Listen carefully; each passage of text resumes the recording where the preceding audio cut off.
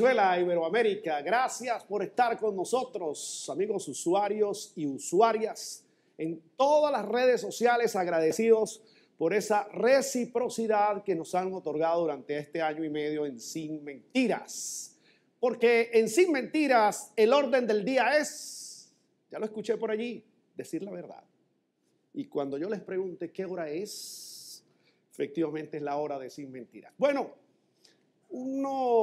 una entrevista que yo había solicitado a producción, por cierto, ya vino el año pasado, pero han sucedido muchas cosas y hay extraordinarias actividades. Como yo siempre estoy declarado en aprendizaje, hoy me dedico aún más, porque para hablar del carácter feminista, de lo que significa una revolución feminista, hay que traer gente que domine ese tema.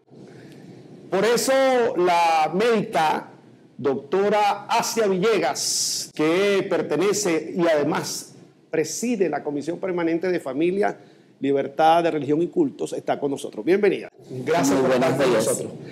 Doctora, vamos a iniciar con lo que significa el legado del presidente Chávez en ese tema del carácter femenino, del feminismo, y después lo que se conecta con el presidente Maduro. Porque en la calle dice, bueno, pero si el presidente Chávez era muy duro, ¿cómo es que era feminista?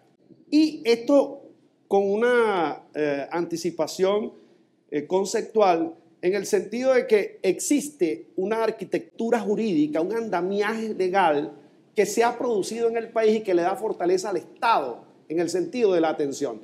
Pero dejemos en sus propias palabras ese resumen y esa importancia sustantiva de lo que ha significado el feminismo según Chávez y según ahora el presidente Maduro.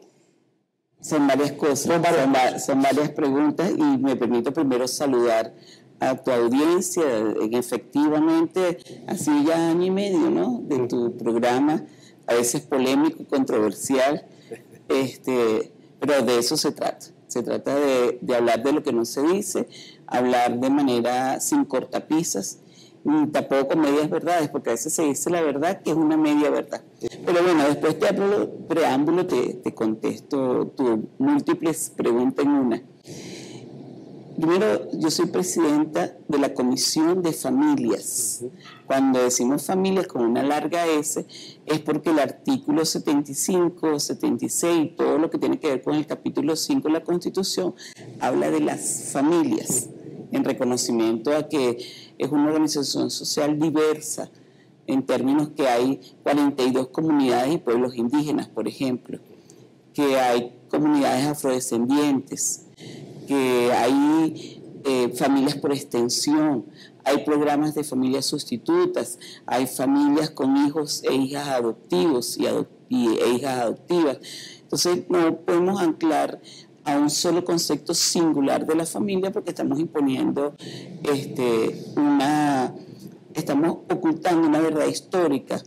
Antes de los 528 años después del encuentro de una gente que andaba perdida en el Atlántico, sin GPS y sin Google Maps. Llegaron a estas tierras y nos colonizaron y encontraron una civilización que tenía 14.000 años de historia, y esa organización social era absolutamente diversa a lo que se impuso en aquel momento, que fue una llegada cruel, cruenta, dura, que exterminó a 90 millones de personas, pero que también impuso organizaciones sociales distintas a esas raíces ancestrales, históricas, culturales. Pero bueno, ese no es el tema. Lo primero es por qué familias, en nombre del texto constitucional y en nombre de una verdad histórica, antropológica, cultural. Por eso es que nos declaramos en aprendizaje. Así que todos los días ratificamos. Yo también ando aprendiendo muchísimo. Así es. Aprendiendo muchísimo y eso se lo debe, por supuesto, a grandes estudiosas de este país, como Iraida Vargas, como María del Mar Álvarez, la viuda de Lovera, que hoy no está con nosotros en términos físicos, pero dejó un legado importante de libros y de obras de ella. Bueno, volviendo al tema. Lo otro es, ¿por qué tú dices que Chávez era duro y era inconcebible que fuera feminista? Más bien su dureza, su resiedumbre, se encontró con un principio cultural, ideológico, que fue encontrar a las desiguales de la historia, y esas desiguales somos las mujeres. Y en ese encuentro de apostar por un modelo de sociedad de iguales, enfocó su mirada sobre las mujeres, porque entendió que precisamente a las que había que reivindicar, visibilizar, era ella. Y él no lo sabía aún sin declararse feminista, que cuando él en 1999 lleva un modelo de propuesta país de una sociedad de iguales, cuando dice pelearemos contra la pobreza, finalmente, ¿quiénes eran las más pobres de las pobres? Las mujeres. Y sobre todo las negras, las indígenas. Cuando hablaba contra la corrupción, ¿quiénes son las primeras víctimas de cuando un funcionario o una funcionaria se mete el dinero en su propio bolsillo? Cuando pelea contra la corrupción, pelea porque los recursos del Estado vayan a las políticas públicas para cerrar brechas de desigualdad. Pero además se declaró antiimperialista en el comienzo del modelo político que concebimos, y finalmente, cuando se declara antiimperialista, se declara también a favor de las mujeres, porque el modelo hegemónico subyuga, subordina precisamente a las mujeres, porque ese neoliberalismo, ese capitalismo incipiente de hace más de 2 siglos, se casa con el patriarcado. Ahora, el hombre y su coyuntura. Y ya te concluyo. Cuando Chávez ya se declara de manera pública, abierta, comunicacional, que el rumbo de esta puesta en escena del socialismo feminista, dice, no basta una sociedad de iguales en términos del modelo económico, sino que además aporta el feminismo como una necesidad de reivindicar a nosotras las mujeres. Para nosotras, género, feminismo, son los lentes. Te voy a poner un ejemplo. Para lo que los marxistas es la dialéctica, es un método de estudio.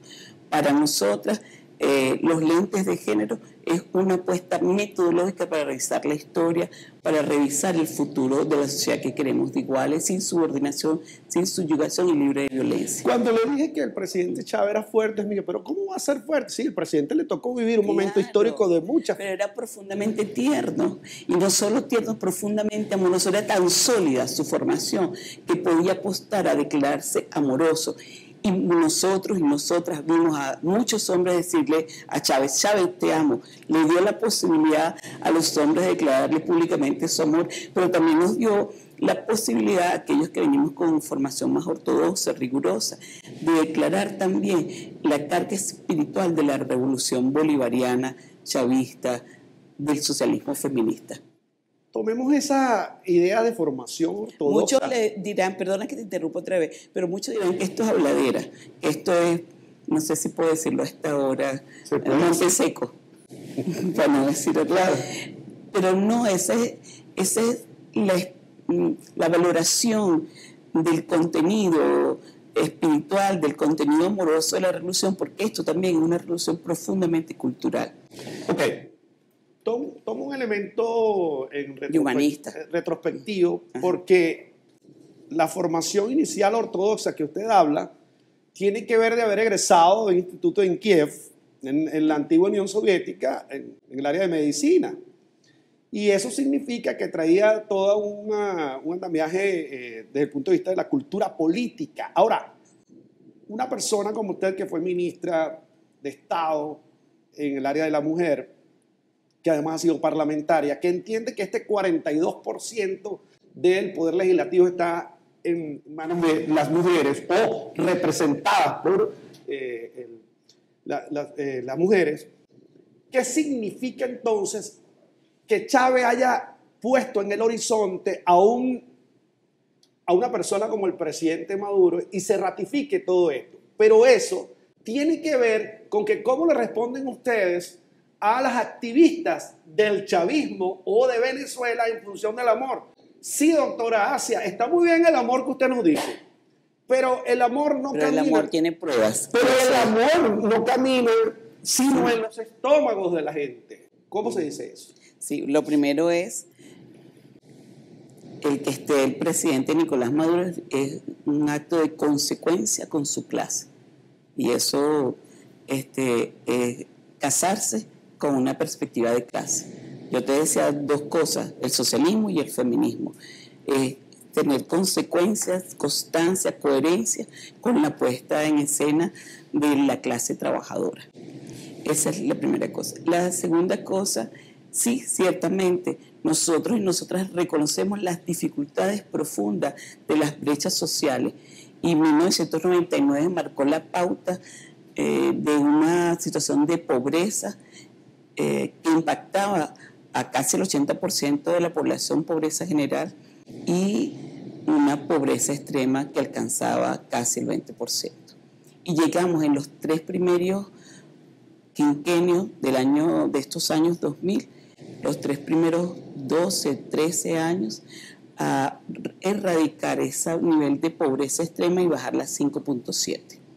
Habían los recursos, había el con qué, pero había sobre todo el compromiso político, porque antes había con qué, pero no había la disposición de la inversión social. El profesor Aristóbulo Istúriz decía una cosa importante: nuestra revolución tiene en su centro lo humano y el cómo es la política económica, el con qué se hacía eso. Y es así consolidar la apuesta que este modelo tiene en su centro el humanismo, tiene en su centro al ser humano. Y el recurso es la voluntad política para que haya alcanzado más del 70% del presupuesto de la nación esté destinada a achicar las brechas de la desigualdad. Tengo que hacer el primer corte. Y efectivamente, el propio profesor Aristóbulo Istúriz, y vuelvo a nombrarlo porque creo que es importante, él decía, una vez estuvo en Francia en un encuentro, creo, no sé si de la UNESCO, pero sé que tenía que ver con educación, y él decía que había que hablar de la currícula escolar, del pensum de estudio, y el primer pensum de estudio que había que cambiar era la papa. Vamos a hacer el primer corte y al regreso seguimos profundizando en temas de interés, sobre todo muy a propósito de la cercanía de la celebración del Día Internacional de la Mujer con la doctora Asia Villegas. Ya venimos.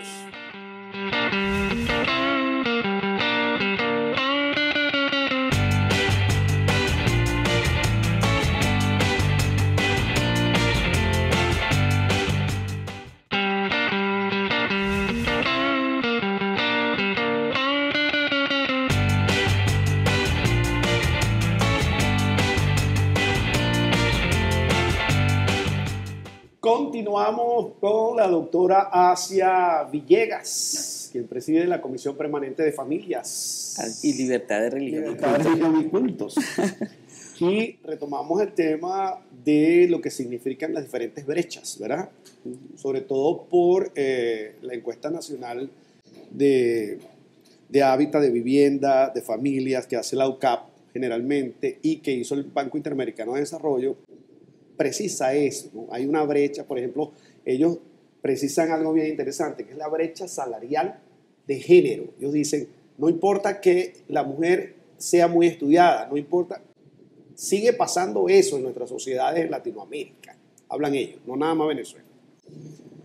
Pero yo quería retomar eso porque, en definitiva, cuando nos toca al profesor Aristóbulo Istúriz y habla del tema de que con palabras más, palabras menos, como hablaba él, amor con hambre no dura. Yo creo que es difícil para una revolucionaria, porque nadie le va a quitar eso a usted. En este momento, después de lo que fue la pandemia, después de lo que fue el ataque de verdad y misericordia de estas medidas, es la verdad. O sea, el que puede ser chavista, puede ser, pero es que es una locura lo que le quieren hacer. Una crueldad. Una crueldad. Pero ante eso hay que resolver. Así es. ¿Cómo se resuelve eso? Claro, la primera cosa es la posición determinante nuestra de pedir el levantamiento de las medidas coercitivas laterales. En todo escenario que hemos estado lo hemos dicho, nacionales e internacionales, no dejamos de hablar sobre la necesaria e impostergable decisión política de levantar las medidas coercitivas laterales. Lo hagan o no lo hagan, pero no podemos dejar de decirlo, pedirlo, exhortarlo, reclamarlo. Y el otro tema tiene que ver con el derecho insoslayable de los pueblos de decidir sus propios destinos. Este tema lo resolvemos los venezolanos y las venezolanas en nuestro territorio. Y eso debe ser consecuencia de más de 25 procesos eleccionarios llevados a cabo en este país de manera clara, transparentes, auditadas además. Entonces, ese derecho nos lo ganamos, lo hemos peleado y lo mantendremos. Y debemos ejercitarlo de manera concreta. Y lo otro tiene que ver con el desarrollo normativo. No lo que está en las leyes ocurre. Las leyes son un referente, las leyes son acuerdos sociales, las leyes son sueños precedidos de insomnio, son banderas de lucha que se concretan en el desarrollo normativo para caminar sobre ellas. El hecho social siempre precede a una ley. Y por eso creemos que el rescate de la Asamblea Nacional ha sido un hecho político y ha hecho que sea un foro político de primer orden hoy la Asamblea Nacional. Voy a eso. Las hijas y los hijos de Chávez dicen que no rehuyen al debate. No, tú todavía no me dejas terminar la pregunta de cómo resolvemos eso. Ajá, lo primero te decía porque 927 medidas coercitivas unilaterales no solo imperiales de Estados Unidos, sino también Canadá, la Unión Europea y de manera servil gobiernos regionales lacayos que se suman a esas acciones crueles, perversas, que afectaron fundamentalmente a las mujeres y de manera selectiva fueron dirigidas a ellas. Pero ¿qué hacer? Lo hemos venido haciendo. La gente no lo comprende. Tú lo ves. O sea, nosotros hemos estado en escenarios internacionales y no comprenden la fuerza de la resistencia del pueblo venezolano. No comprenden la fuerza de las mujeres venezolanas que aún en estas condiciones adversas, complejas, difíciles, digamos el término resistencia. Resistencia, porque no me vas a decir que nosotros hoy, 5 años más tarde, contamos hechos que vivimos, que parecen fácil contarnos, pero que eran situaciones muy complejas, muy duras, muy difíciles, la vivimos todos y todas. No fue el chavismo nada más. Por ejemplo, el tema de la violencia, transitar libremente por las calles, o el tema de la comida, el tema de algunos medicamentos que no se conseguían, el tema de los pañales, de las toallas sanitarias. O sea, eso lo contamos hoy y lo contamos, o las pacas de billetes que se necesitaban para reunir, para pagar algunas cosas. Entonces, eso lo contamos hoy, pero en aquellos momentos nos parecían situaciones difíciles de superar. Hoy hay una esperanza de recuperar el proceso económico, hay una esperanza concreta, además se demuestra que podemos conseguir acciones para avanzar.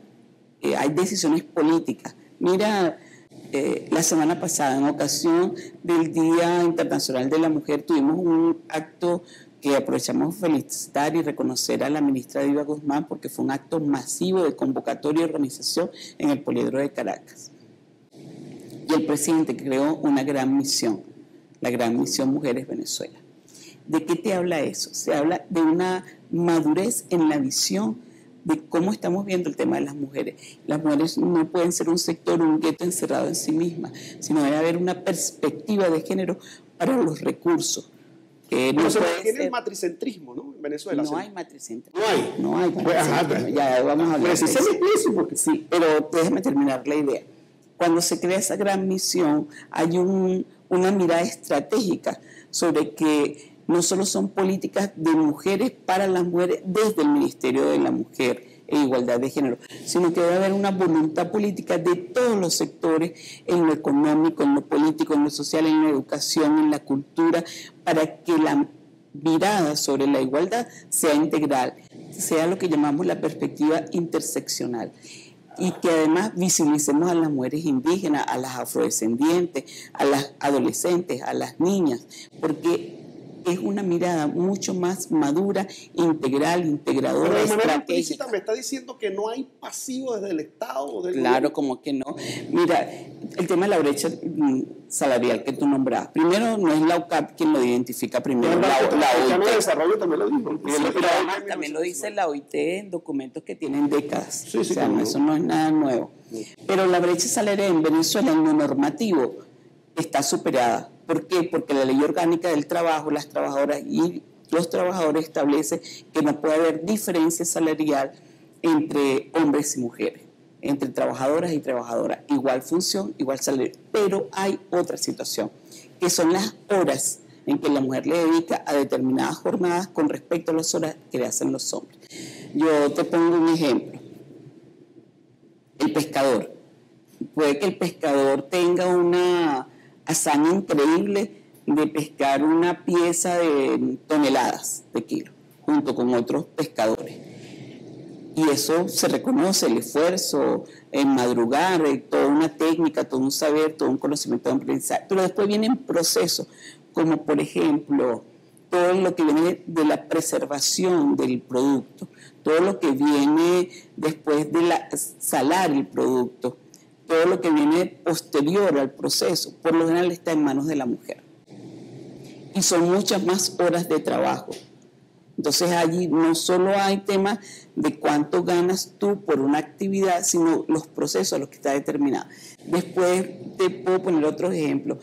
Mayoritariamente el proceso agrícola está en manos de mujeres y eso hay que visibilizarlo. ¿Cuántas horas duran las mujeres en el recoger la producción agrícola, por ejemplo? Que la ¿Y por qué no se reconoce entonces ese? Bueno, porque esa brecha se mantiene. A ver. Porque es un tema cultural.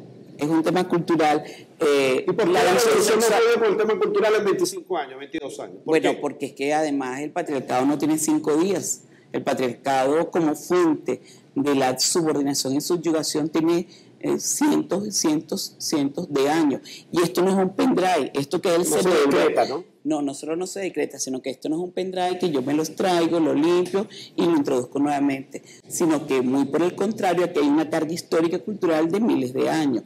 Y por supuesto, la división sexual del trabajo que puso en la historia que hay cosas propias de los hombres y cosas propias de nosotras las mujeres, como yo estoy sentada aquí con mis piernas cruzadas y tú estás con las piernas abiertas, son modelos también impuestos, lo que es propio de la mujer y lo que es propio de los hombres. Igual en la producción, en la economía, en el trabajo, hay oficios propios de las mujeres, hay oficios propios de los hombres, pero además la carga histórica que nos pusieron a nosotras es que nosotras somos las responsables no solo de la reproducción, sino del trabajo doméstico, ese largo trabajo de 365 días al año, de 24/7, a ese trabajo no remunerado también se reconoce en nuestro texto constitucional como trabajo, porque 3 cosas: producimos calidad de vida, producimos riqueza y además producimos bienestar.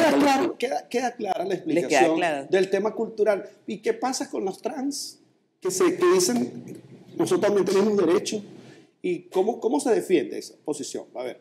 Bueno, la necesaria igualdad y reconocimiento de todas las personas es un tema que también está en el texto constitucional. El 21 constitucional dice que todos y todas somos iguales.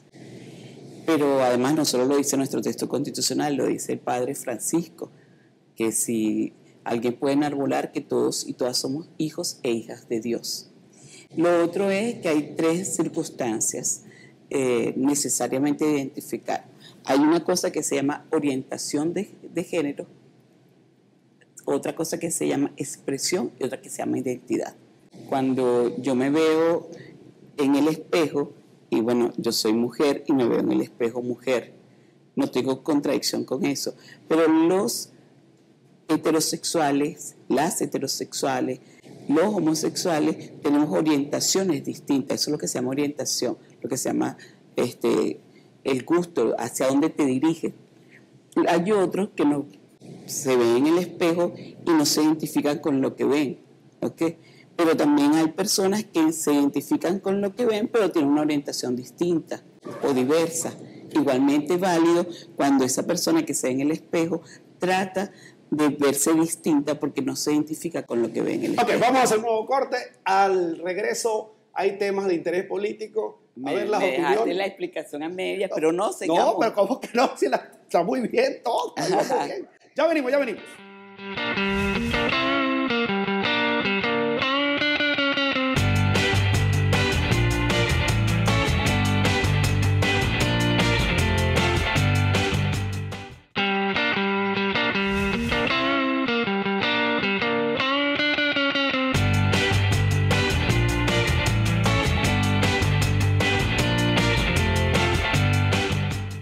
Continuamos en Sin Mentiras. Gracias a todos ustedes por mantener este contacto. La doctora, y a todas.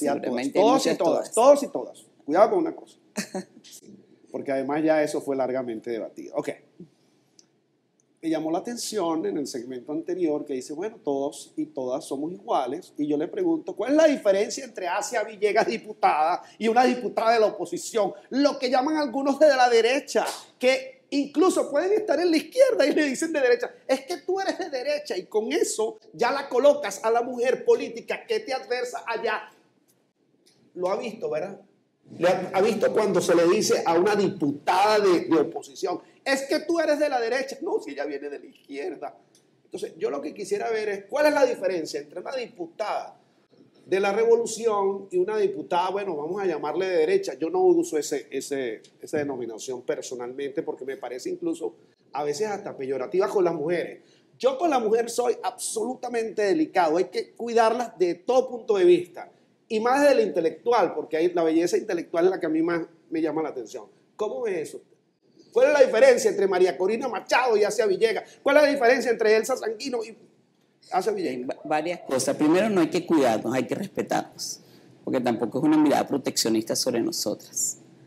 Nos cuidamos a través de políticas públicas de igualdad.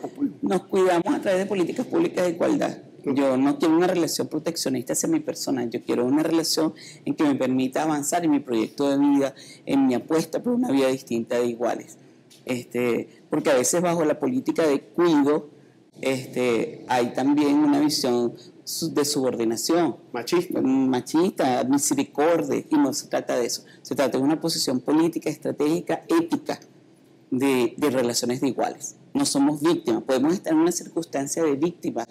Eso es bueno aclararlo porque tampoco, no, es que yo la quiero mucho, ella es la jefa de mi casa, ella domina mi chequera. A mí no me interesa eso. A mí como mujer me interesa relaciones de iguales, de reconocimiento mutuo. Bien. Ni tampoco quiero tener subordinado, subyugado a mi pareja, no me interesa tampoco. Bueno, ahora volviendo al otro. ¿Cuál es la diferencia fundamentalmente? Primero es una condición de clase. Yo soy hija de un obrero, me asumo obrera en tanto en cuanto soy consecuente con los principios de mi clase. Y eso nos lo decía Nora Castañeda. Y de ella aprendí eso. Tú que hablas del aprendizaje, aprendí que podríamos, aún en una condición distinta, estar casada con principios de clase. Y yo tengo un principio de clase. Lo heredé de mi padre y soy consecuente con ello. Indistintamente que puedo tener condiciones mucho más holgadas que las que tuvo mi padre o mi madre. Eso es una posición. Y lo otro es el referente ético-político. Yo creo que está la comparación, que no podemos decir quién es quién, sino qué hace quién, qué hace una u otra. Yo tengo una profunda conciencia, como muchas mujeres, de nuestra condición bolivariana, de nuestra condición patria.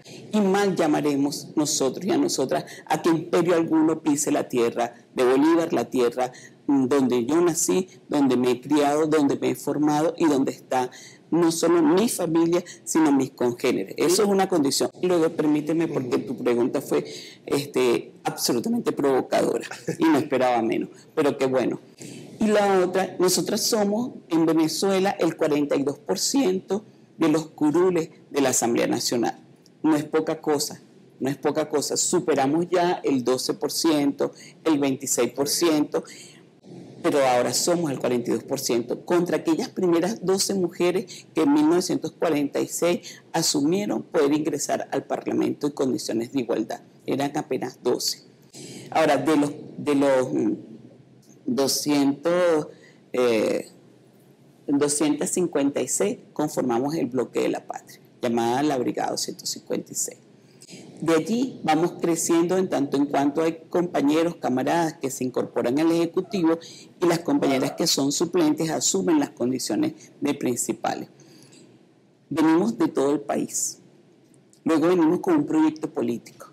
Y lo otro tú ves y te sientas, yo te invito cualquier día, tú te vas a sentar allí, tú vas a ver indiscutiblemente la presencia de las mujeres indígenas, por ejemplo. Aquí en Estados Unidos, que además se ven, y aquí en Estado también, la ven con orgullo, aquel traje que pasean ancho sobre los pisos del Parlamento.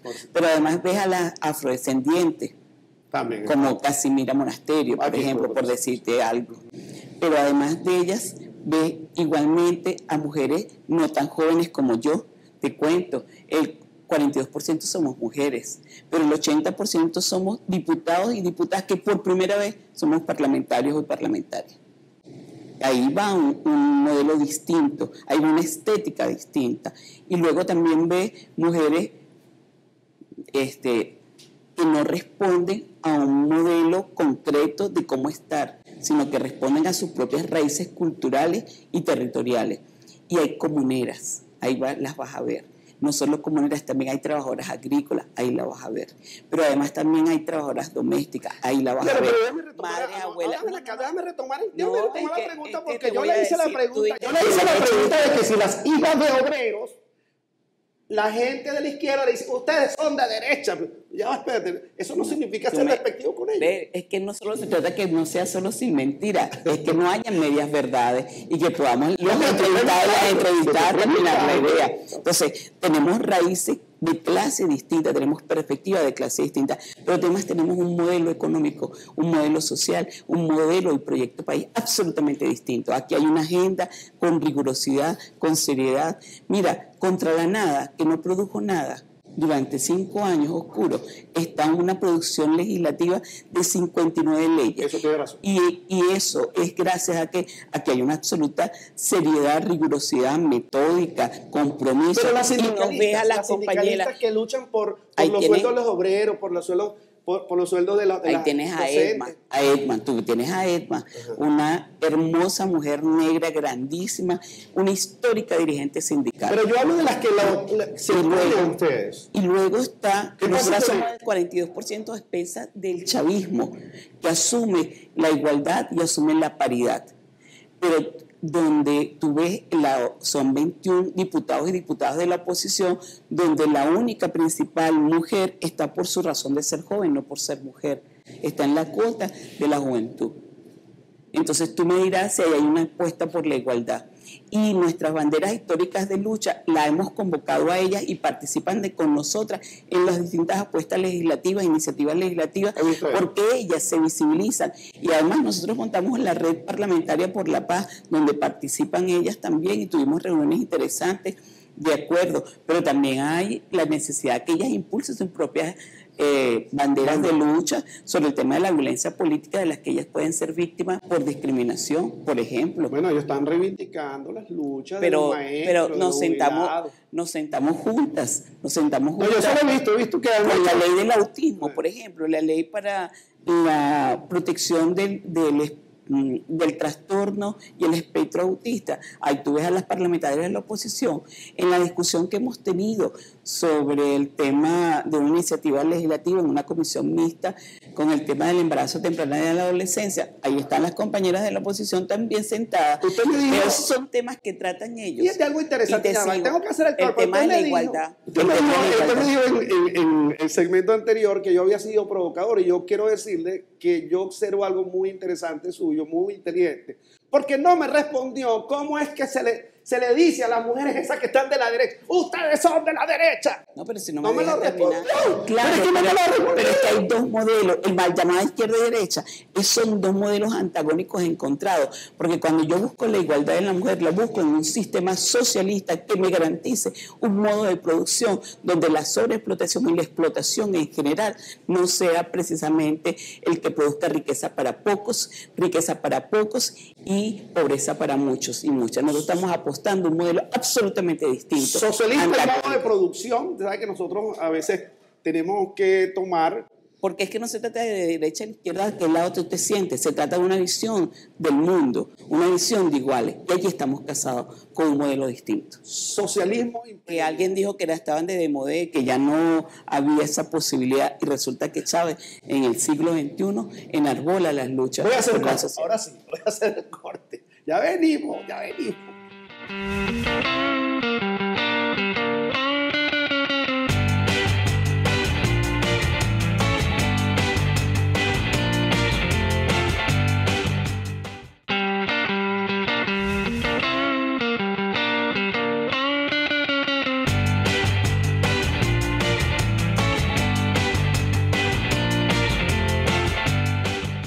Continuamos en Sin Mentiras, en esta entrevista con la doctora Asia Villegas, médica de nuestro país. Por cierto, un comentario muy breve. Yo sé que estábamos hablando del tema, yo quiero hablar del imperialismo y el socialismo. Ya lo voy a decir, pero no es una digresión, pero no se me puede ir el hecho de que se acaban de graduar médicas y médicos comunitarios, 1700. Sí. Y yo quiero ahora, rapidito ahí, porque ese no es el tema, pero sabes que yo hablando con gente de la Universidad Central de Venezuela me decían, bueno, es que esos muchachos no ven en el pensum de estudio, no sé qué cosa. Y yo les dije, bueno, si ustedes quieren construir país, ¿por qué no hacemos una equivalencia? ¿Por qué no hacemos unos posgrados con ustedes? Porque ahí es donde la gente dice, quiero ayudar al país, no lo quiero ayudar. Un comentario muy breve de esa graduación para volver al tema del socialismo. Sí, qué bueno esa pregunta, porque yo fui viceministra de Salud Integral. Bajo mi responsabilidad estaba todo el tema también de la Dirección General de Docencia e Investigación. Allí había un grupo muy bueno de médicos, médicas que asumían las políticas de formación. La Universidad de la Ciencia de la Salud es uno de los grandes legados también del comandante Chávez. Es una Universidad de la Ciencia de la Salud que da vida al convenio con Cuba para la formación del programa de medicina integral comunitaria. Y eso es uno de los grandes sueños de Rodríguez Ochoa, doctor Rodríguez Ochoa, quien fue el primer ministro de Chávez también. Y la necesidad que nuestro médico, nuestra médica, no sea solo un médico del consultorio y menos del consultorio privado, sino que además también asuma la salud, las ciencias de la salud como un tema profundamente social. Hay muchas cosas que tienen que ver con las condiciones materiales de la vida, que tiene que ver que la salud no se origina en el consultorio. Ahí tú estás tratando la enfermedad, tú debes tratar la salud, y la salud debe identificar cómo se desarrolla ese hombre, cómo se desarrolla esa mujer, cómo vive ese niño o esa niña. Yo tampoco quiero disgregar, pero te voy a poner un ejemplo concreto para el tema de las políticas públicas de salud, porque sí hay necesidad de que se especialicen. Nosotros tenemos médicos integrales comunitarios y médicas integrales comunitarios que asumen la dirección, por ejemplo, del materno infantil de Petare. Ahí hay una compañera, la doctora Noli. En el materno infantil del Valle, Hugo Chávez, está el compañero Josman Rico. Y son médicos integrales comunitarios que después hicieron la especialización en ginecobstetricia y hoy conducen hospitales. Igualmente en el Hospital Materno Infantil de Caricuao, en muchas de nuestras clínicas populares o en la red comunal. Ahí tenemos a médicos y médicas del programa de medicina integral comunitaria llevando la conducción, llevando la dirección, la coordinación de esos espacios, y creo que es fundamental. Pero un ejemplo muy chiquito, perdóname, pero es que me invitaste a una tentación, sin disgregar, porque tiene que ver con lo que estamos hablando del modelo. Sí, sí. Yo tuve un profesor que se llamaba Cañizales Guedes, un hombre muy inteligente, profundamente social, y casado con la clase obrera. Yo me acuerdo una vez él nos puso un ejercicio y él decía, en una esquina determinada hay una alta mortandad por accidentes automovilísticos. ¿Qué harían ustedes?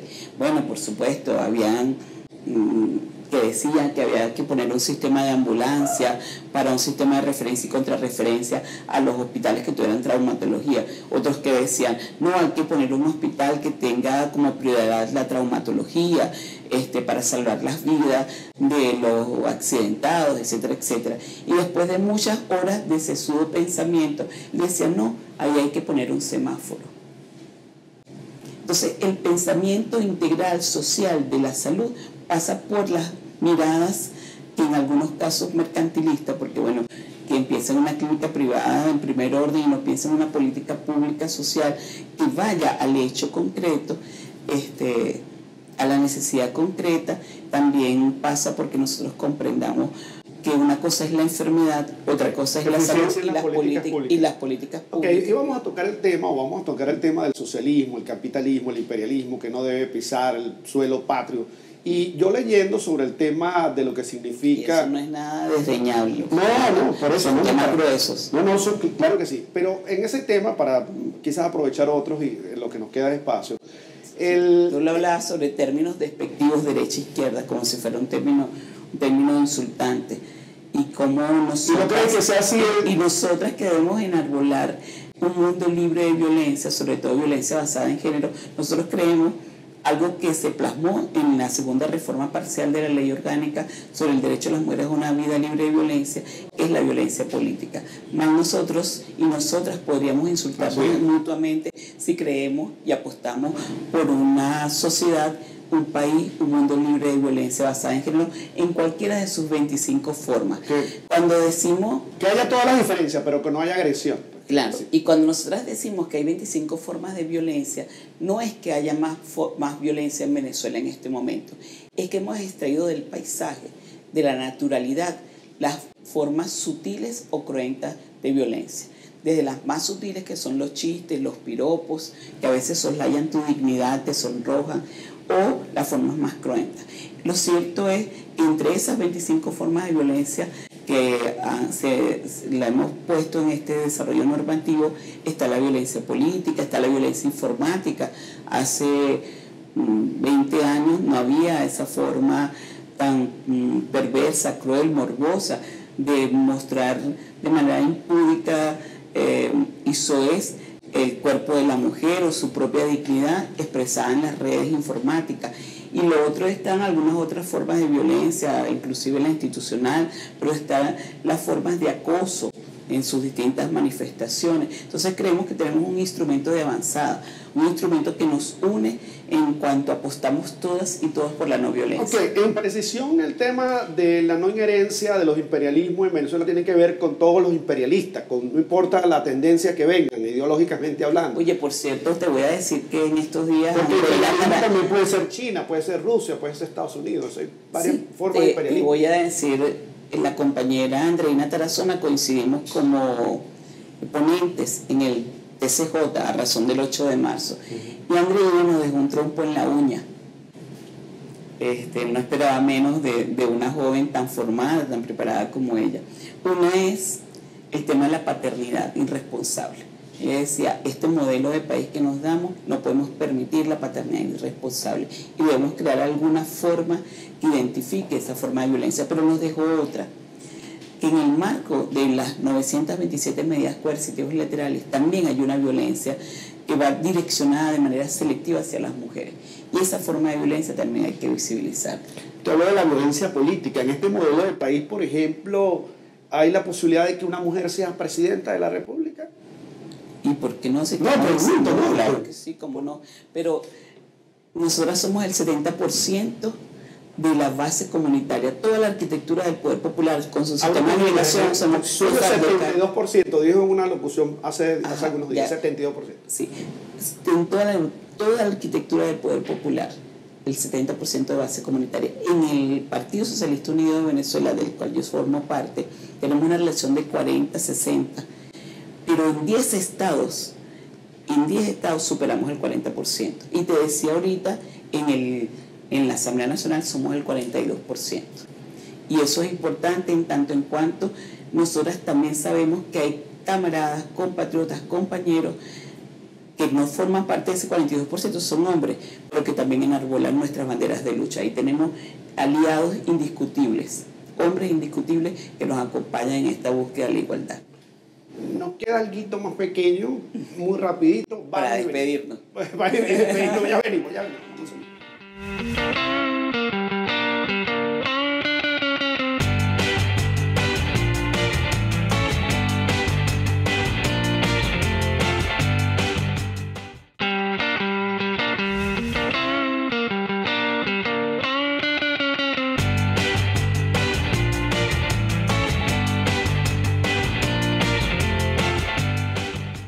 Mantenemos contacto con todos ustedes, con la doctora Asia Villegas. 3 puntos ya un poquito más genéricos, pero va a ver su opinión, porque ustedes son opinadores también, son sujetos públicos de debate. Una diputada del Parlamento está en el Parlamento venezolano y usted se acercó a un tema del Papa Francisco cuando decía, por ejemplo, el Papa Francisco dice que somos iguales.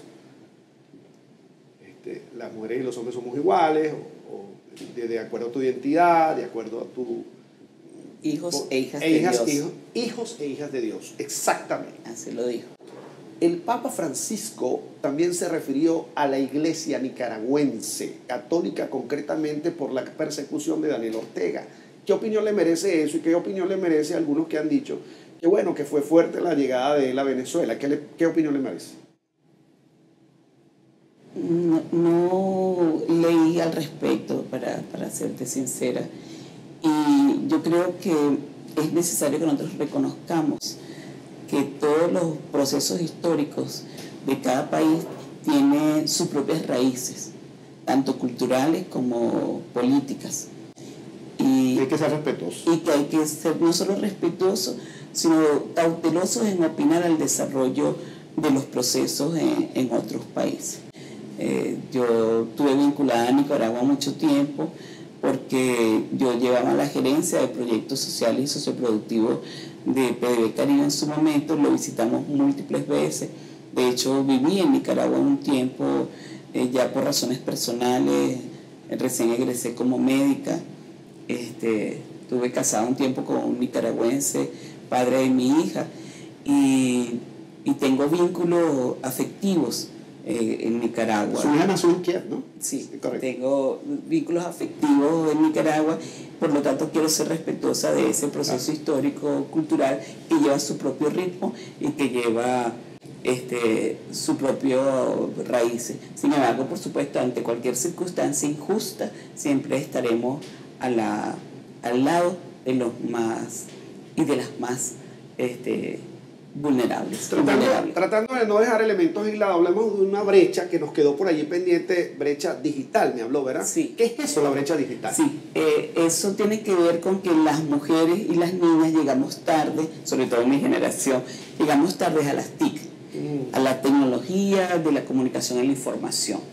Y parte de las luchas y las banderas de lucha sobre esas brechas de desigualdad, tú hablabas de la brecha salarial, yo te decía que eso lo identificó la OIT hace muchos años y lo puso como un gran exhorto. Lo estaba retomando el Banco Interamericano hace días. Así es. Pero yo te decía que también había otras formas sutiles de brecha en el tema laboral, por ejemplo.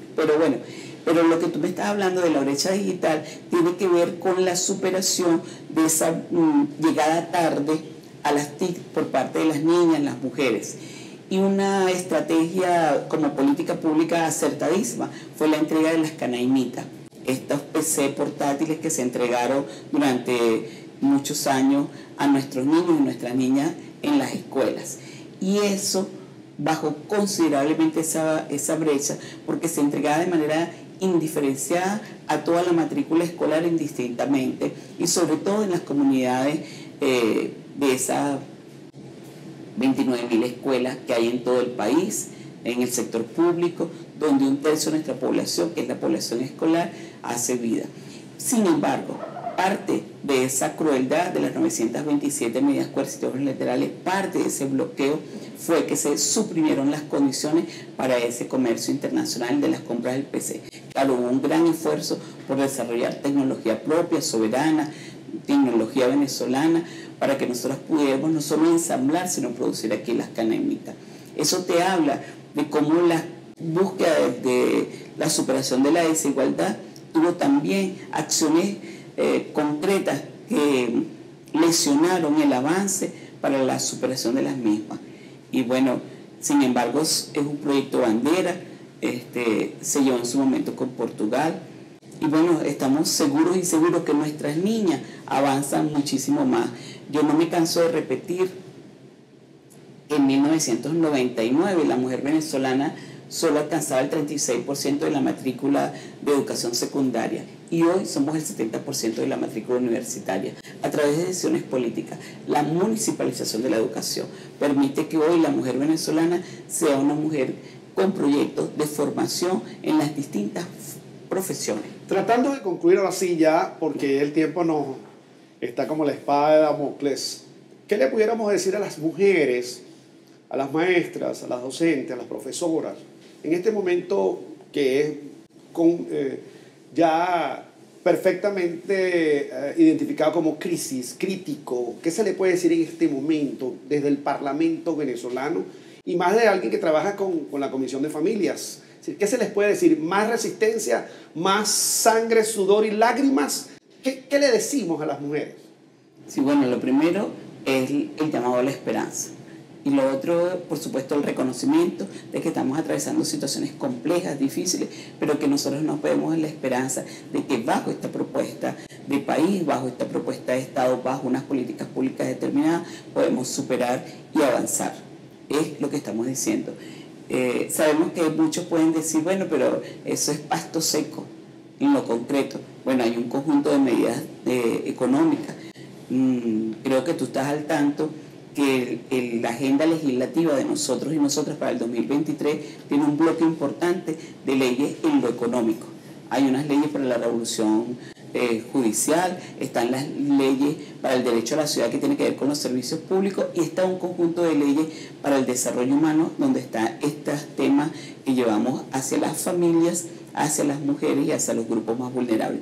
Pero hacemos desde la Asamblea Nacional un compromiso precisamente para abordar estos temas donde no escondemos la cara y donde la prioridad es ese conjunto de leyes en los temas económicos. Ahora, en la soledad de las pasiones, así cuando Asia Villegas se levanta y dice el mensaje tiene que ser más para cerrar filas con nuestra propia gente, por ejemplo, con la del Gran Polo Patriótico, eso tendrían que cerrar más filas en función de lo que está pasando. Mira, tú haces una pregunta intimista.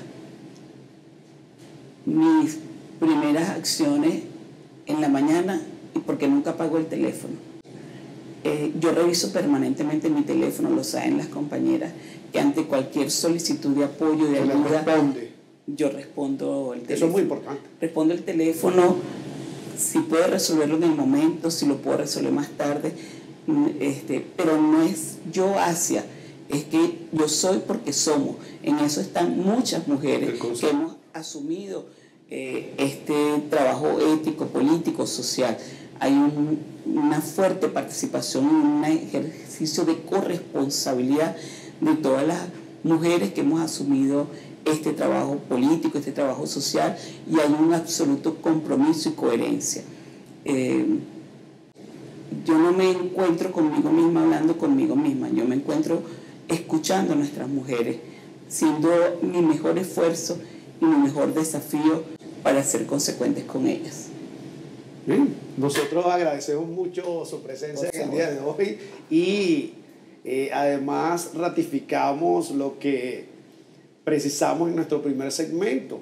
Aquí lo más importante son ustedes que nos vienen a nutrir, y nosotros siempre declarados en aprendizaje, siempre aprendiendo cada vez más de nuestros entrevistados, porque hay algunos elementos quizá que pudieran pasar de propaganda en un momento determinado en una entrevista. Yo vi al propio presidente Maduro, yo lo vi, nadie me lo va a negar, que le dijo a la gente del Canal 8, no digan mentiras, digan lo que está pasando. El presidente de la República, el que está ahí, el constitucionalista dice, no digan mentiras. Entonces, tenemos que ponernos de acuerdo en el sentido específico de no decir medias verdades.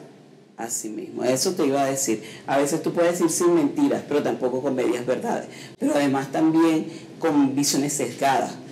A veces hay verdades sesgadas. ¿Okay? Creo que el desafío es que nosotros podamos quitarnos los lentes, vernos a los ojos y decir que tenemos una verdad que enarbolamos y que es consecuente con nuestra posición ética y política. Agradecemos otra vez nuevamente su presencia en el espacio. Esto es Sin Mentiras, gracias, donde el orden del día ha sido, es y será decir la verdad. Hasta entonces.